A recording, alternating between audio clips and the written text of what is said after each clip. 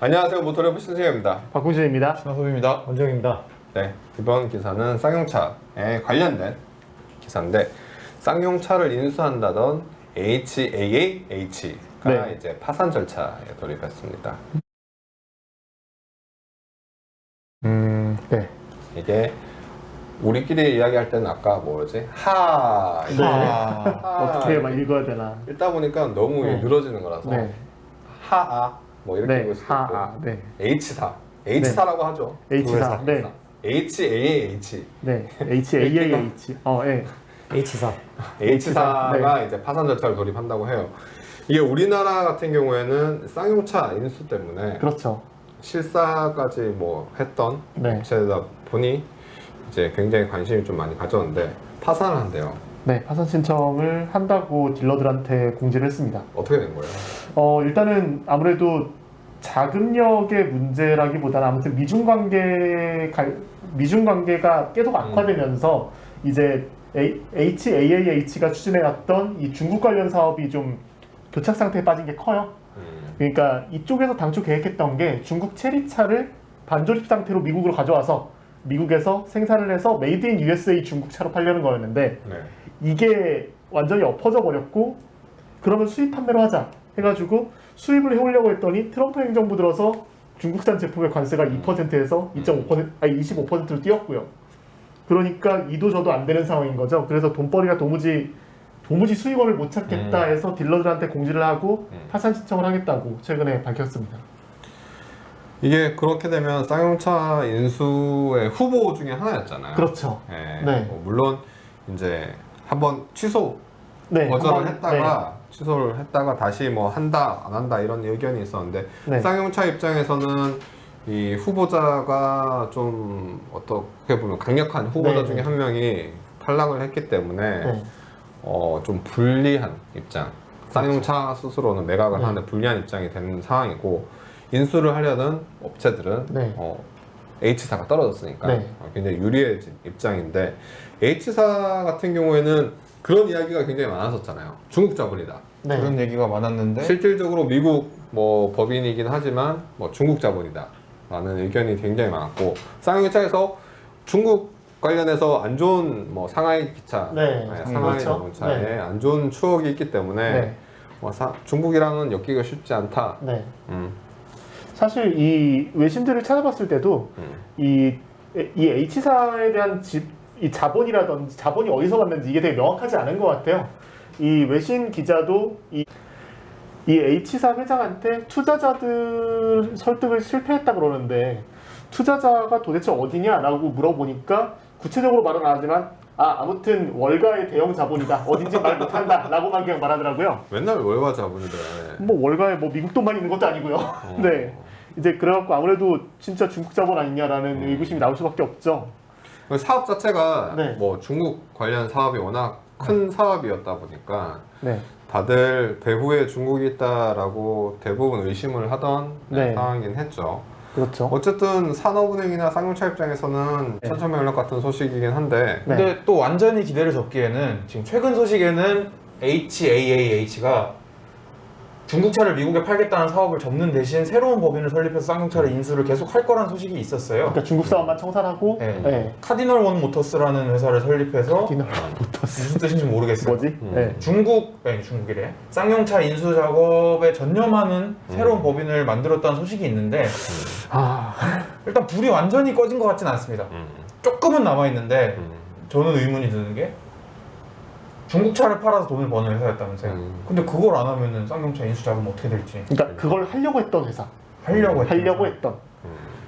근데 월가가 이게 네. 마힌드라가 사실은 뭐 쌍용차를 인수했던 것, 상하이 기차가 뭐 쌍용차를 인수했던 네. 것, 물론 쌍용차에 비해서 마힌드라나 상하이 자동차들이 이제 상하이 자동차는 제외하고 마힌드라 같은 경우에는 이제 기술력을 뭐 이전받거나 기술력을 좀 영향을 받아서 그런 도움도 있었긴 하지만, 마힌드라 역시 쌍용차를 통해서 미국 진출을 하려는 계획이 있었거든요. 그러니까 한국과 미국이 FTA가 되어 있기 때문에 그거를 좀 통해서 여러 가지 이득을 좀 보려고 했었는데, 문제는 뭐 한미 FTA에서 픽업 트럭 같은 경우에는 그쵸. 굉장히 좀 고관세가 적용되어 있기 때문에 픽업 트럭군을 제외하고 SUV만 가지고 미국 진출을 할 때 쌍용차의 기술이 어느 정도 되느냐에 대해서는 분명히 한계가 있는 상황이었고, 중국 자본, 뭐 중국계에서 계속 관심을 가지는 게 중국에서 바로 미국 진출을 할 때는 분명히 제한이 있기 때문에 쌍용차를 거쳐서 뭐 진출을 하려는 게 계속 꾸준히 왔는데, 그러다 보니까 남은 인수자, 남은 인수 의향자들에도 네네. 중국 자본이 섞여 있지 않나 라는 의구심이 다들 조금씩 있긴 해요. 완전히 자본을 어디서 구했다, 자금 출처가 명확하진 않죠, 다들. 자금 출처가 명확한 회사가, 저는 제가 각자 발표에 따르면 네네. 인수 자금은 뭐 구했다, 뭐 있다, 여유가 있다라고 말씀들을 하시는데, 흐름을 뭐 타고 봤을 때 명확하진 않는 것 같아요. 한 군데도 없죠 지금. 네, 그래서 뭐 인수가 네. 되더라도 걱정이 되는, 뭐 금방 네. 또 무너지거나. 그러니까 갚아야 할 부채 포함하면 한 1조 원 정도가 필요한데, 네. 네. 새 공장도 짓겠다 그러고요. 네. 그러면은 지금 네. 평택 부지를 팔아서 네. 이제 그 돈으로 이제 좀 약간 외곽 지역, 네네. 저렴한 지역으로 가서 새 공장, 전동화 뭐 이런 저 공장도 짓고 빚도 갚고 네. 하겠다는데, 이게 쌍용차 입장, 뭐 쌍용차 입장을 보면 네. 너무 물론 그들 입장에서는 밝은 미래만 긍정적으로 이야기하고 있지만, 지금 자동차 생산 산업, 네. 그러니까 시장 자체는 괜찮아요. 시장 자체는 괜찮은데 쌍용차의 경쟁력을 볼 때 우리가 여전히 말하는 거는 뭐 SUV 뭐 그런 게 아니라, 지금 사람들이 원하는 거는 전동화 기술, 그렇죠.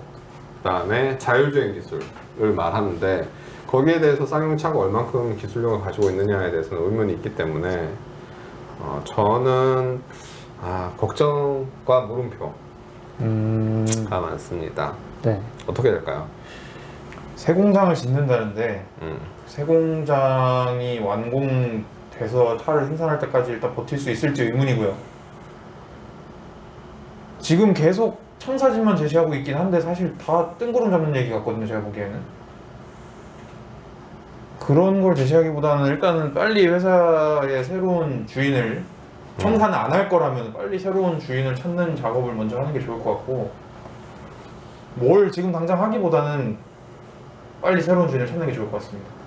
매각을 안 할 거니까, 네. 청산을 안 할 거라면. 그러니까 공동이는 저는 이 상황에서 좀 산업은행이 되게 얄미운 게요. 그러니까 분명히 이동걸 회장이 연초에 기자간담회 할 때 쌍용차 지원 조건을 걸었거든요.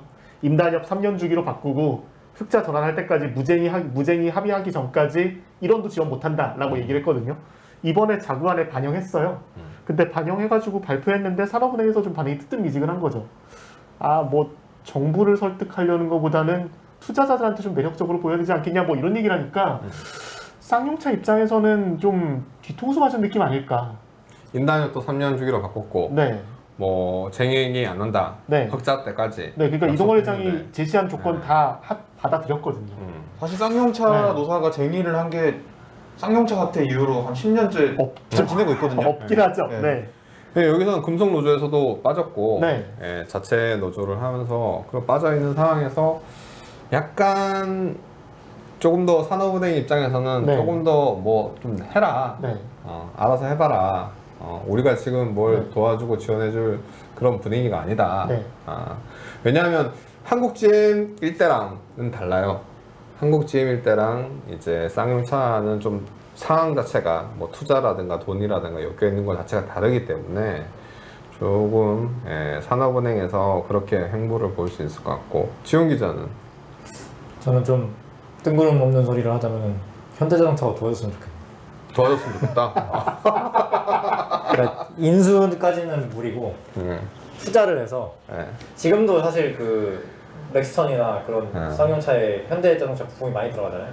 그렇죠, 모비스 그렇죠. 부품, 모비스 부품 부품들이 많이 꽤 들어가요. 들어요. 그런 거를 좀 확장해서 그 픽업 트럭이나 얘네 쌍용자동차 잘 만드는 픽업 트럭이나 뭐 중대형 SUV 시장을 좀 더 살려주자.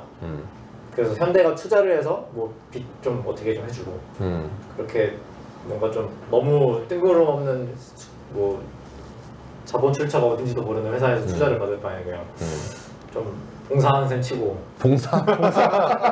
그 봉사 이 픽업 트럭 시장이 우리나라에서 거의 유일하잖아요. 이게 렉스 참가하는 게. 그리고 실제로 저기 울릉도 이런 데 가보면 아시겠지만 쌍용차 많죠. 쌍용차가 되게 많고 네. 시골 같은 데 가도 많아요. 픽업 트럭 많이 쓰시거든요. 그런 그 틈새 시장을 지키기 위해서라도 좀만 어떻게 좀 해주면은 아니 근데 현대차 입장에서는 쌍용차가 없어지면 산타크루즈를 내놓을 수 있잖아요.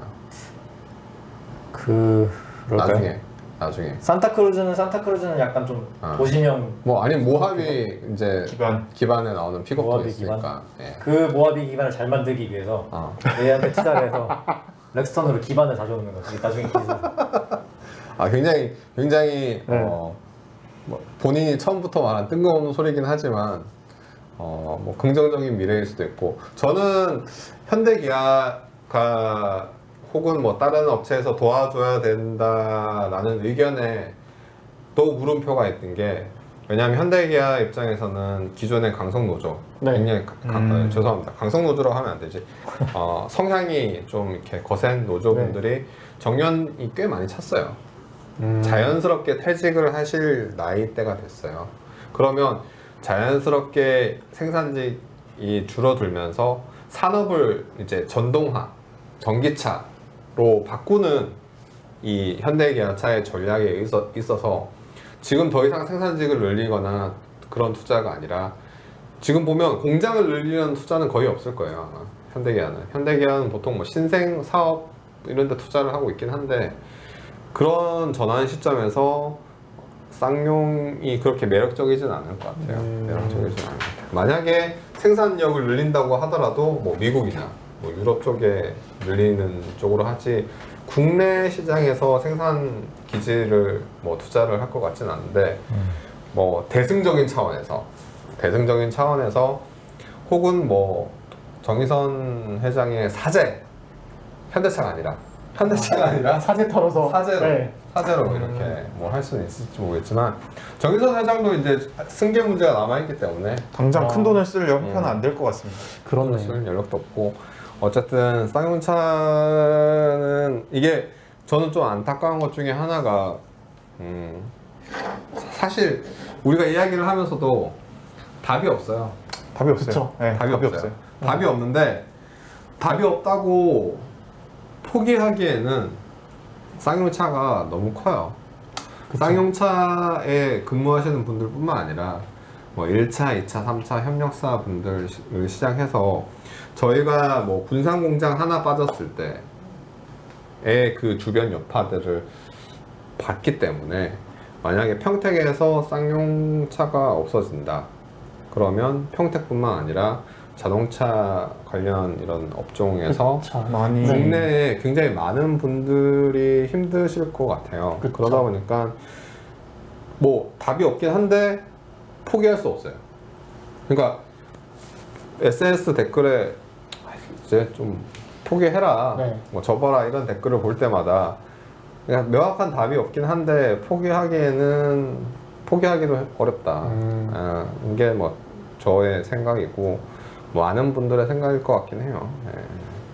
굉장히 우울해지는데 오늘 여기까지. 감사합니다. 테슬라가 사라. 일론 머스크 바이 쌍용 앤드 메이크 사이버 트럭 앳 평택. 평택 옆이 또 화성이잖아. 화성 갈 거니까? 화성 갈 거니까